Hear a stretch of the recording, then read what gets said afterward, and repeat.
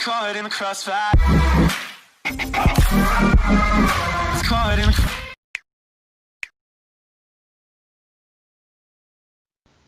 بسم اللہ الرحمن الرحیم. جینٹلمین السلام علیکم. میں نا recently I S S B Malir Karachi میں آئی ایس ایس بی دے کر آیا ہوں اور الحمدللہ ریکمینڈ ہوں. نیم اور آئیڈینٹی میں شیئر نہیں کر سکتا آپ کے ساتھ، لیکن الحمدللہ میں ریکمینڈ ہوں.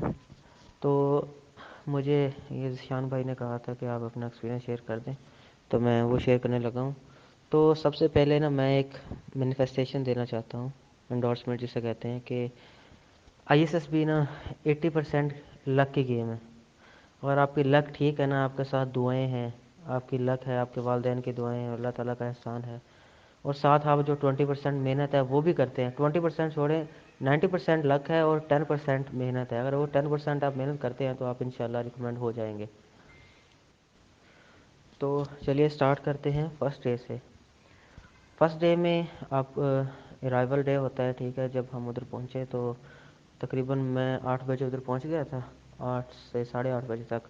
تو ہم سے نا تھوڑا سا انہوں نے ویٹ کروایا. ویٹ کروانے کے بعد تقریباً 1 گھنٹہ ہمیں ہمارے جو موبائل فونس تھے وہ جمع کیے، ہمارے سامان وغیرہ چیک کیے. اگر کسی کے پاس کوئی میڈیسن تھی یا کوئی میٹل کا سامان تھا تو وہ انہوں نے رکھ لیا.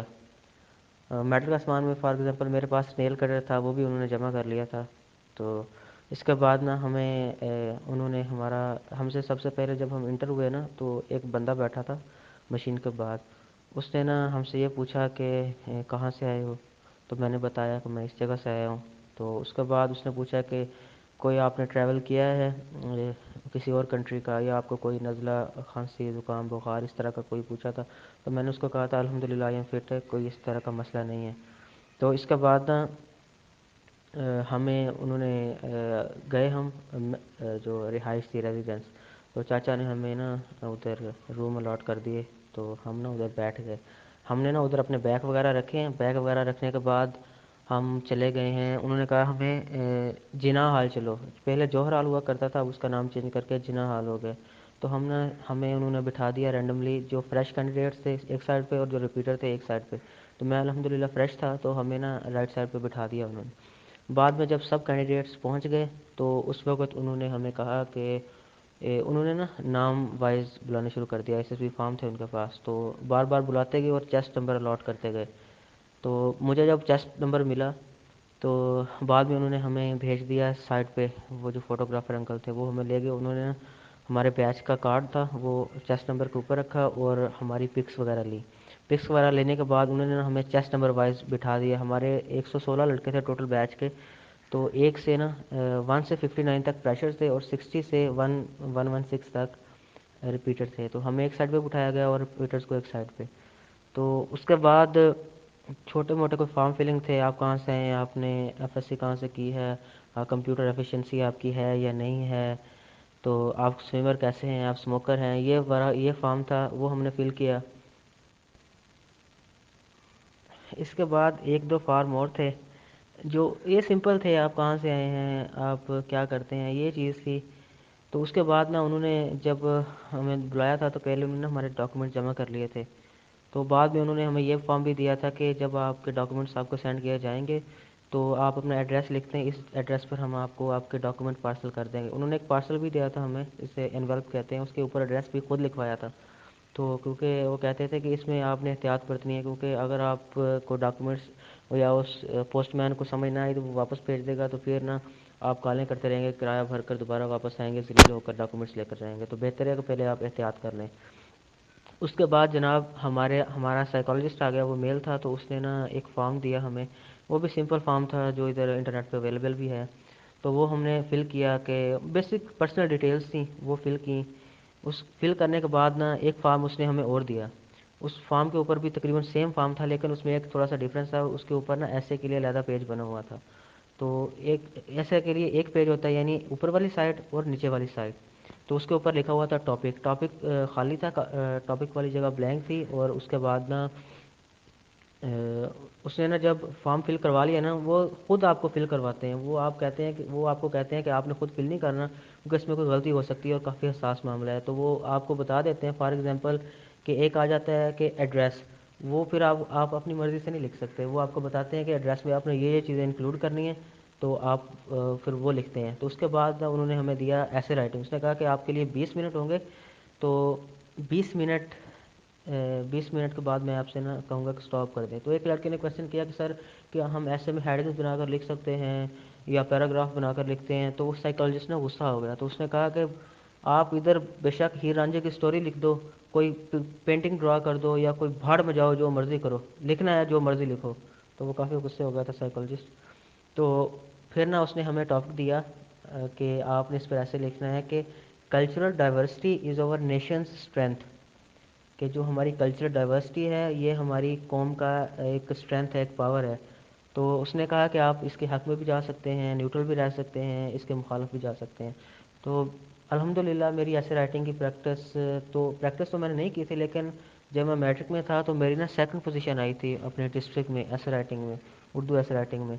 تو میری الحمدللہ انگلش کی گرامر بھی بہت اچھی ہے، اور الحمدللہ میری وکیب بھی بہت اچھی ہے۔ تو میں نے نا ادھر بہت زیادہ وکیبلری یوز کی تھی، اور اتنی ڈیفیکلٹ وکیبلری بھی میں نے یوز کی تھی کہ مے بی ڈپٹی کو بھی ان ورڈز کا پتہ نہ ہو کہ یہ اس ورڈ کا مطلب کیا، اس نے مے بی ڈکشنری یوز کی ہو۔ تو میں نے تقریباً 1.5 سے تھوڑا سا زیادہ لکھ دیا تھا، 1.5 پیج سے، 20 منٹ کے اندر ایزیلی ہو جاتا ہے۔ میں نے اس کے اوپر سب سے پہلے یہ کہا تھا کہ کلچر ڈائیورسٹی یہ ہوتی ہے، مطلب ڈفرینٹ کلچرز ان کا ملاپ ہوتا ہے، اس طرح کر کے بعد میں نا پاکستان آرمی کو لے کر آیا تھا بیچ میں، کہ پاکستان آرمی میں جو لوگ ہوتے ہیں وہ ڈفرینٹ کلچر سے آتے ہیں، سندھ سے آئے ہیں، سندھی ہوتے ہیں، پنجابی، بلوچ، پختون، جتنے بھی ہیں لوگ، وہ سارے آپس میں مل جل کر رہتے ہیں، اور اس طرح کا نا میں نے کافی سارا لکھا تھا ادھر۔